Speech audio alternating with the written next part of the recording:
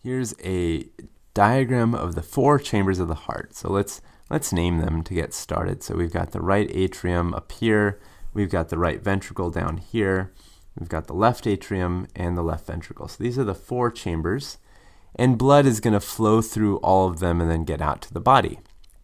So to do this and to do this right, the heart has got to coordinate how it squeezes. And we know that the way that it kind of squeezes down is you have a cell, and that cell is usually negatively charged, and it will at some point become more positively charged. And we call that process depolarization, right? So depolarization is the idea of going from a negative membrane potential to something much more positive. And when you depolarize is when the muscle cell can squeeze down. So where does that begin? Let's actually draw it into our diagram. So if you were to look, there's actually an area here where little cells can actually depolarize by themselves. And that's actually quite unique because most of the cells in the body are going to depolarize when that neighboring cell depolarizes.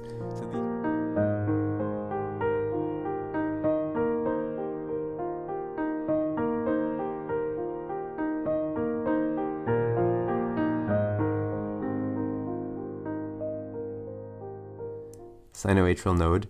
And the fact that they can actually depolarize by themselves, we have a word for that too. We call it automaticity. Automaticity. So it just means that they can kind of automatically depolarize without having a neighbor do it first. So once they depolarize, what happens after that? Well, when these cells depolarize, they're connected through little gap junctions to the neighboring muscle cells. And so it's almost like going to a football game and watching the waves start. You know, it just goes on and on and on. And so all of the neighboring cells are going to start depolarizing as well.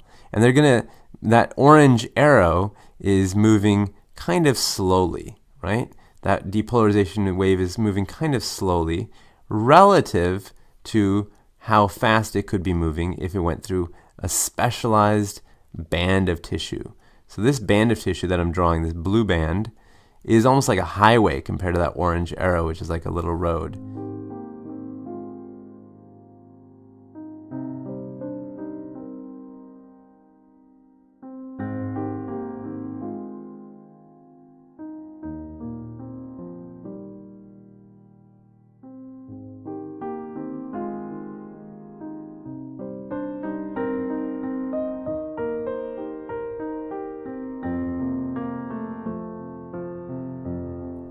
So now we've named two things, the sinoatrial node and Bachmann's bundle. And actually, just like Bachmann's bundle, there are actually a few more little bands of tissue, almost like little highways, that take that signal down.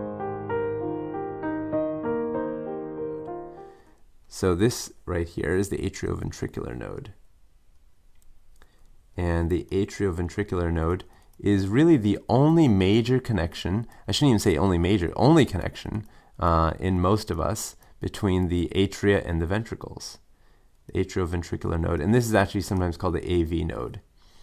So the AV node is going to get this signal, and actually I didn't even tell you what that signal came through. This is kind of a generic name, internodal, just meaning between two nodes, tracts.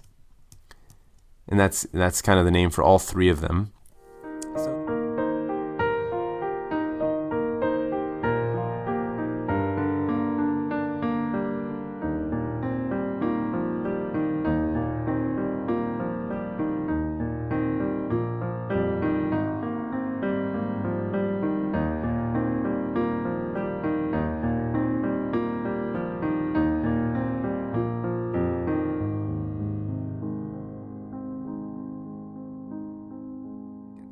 Three seconds. And your job is just to watch the atria and see how they contract. So you just watch the atria and you say, wow, you know, I saw one contraction that happened right there. And one